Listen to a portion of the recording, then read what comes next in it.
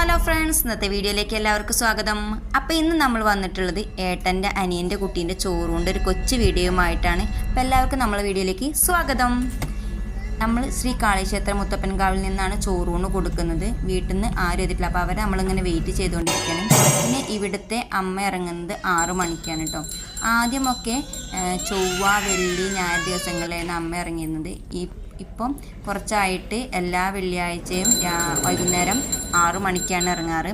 അപ്പോൾ അതുകൊണ്ടാണ് നമ്മളവിടെ പുറത്ത് കുറച്ച് നേരം നിന്നത്. അപ്പോൾ അതാ ചോറൂണൊക്കെ തുടങ്ങിയിട്ടുണ്ട്. കുഞ്ഞാവയ്ക്ക് എല്ലാവരും ചോറ് കൊടുക്കുകയാണ്.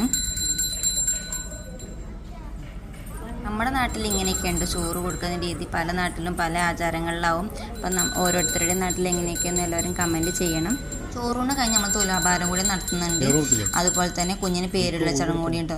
ശ്രീ കാളീക്ഷേത്ര മുത്തപ്പൻകാവിലെ അമ്മ കുഞ്ഞിന് കണ്ണൻ എന്നുള്ള പേരാണ് നാമം ചെയ്തിട്ടുള്ളത്. ഇത് നമ്മൾ വീടിൻ്റെ അടുത്തുള്ള ഒരു അമ്പലം തന്നെയാണ് കേട്ടോ. ഇവിടെ ഏട്ടൻ്റെ വീടിൽ നിന്ന് കുറച്ച് പോന്നാൽ മതി നമ്മുടെ ഈ അമ്പലത്തിലേക്ക്.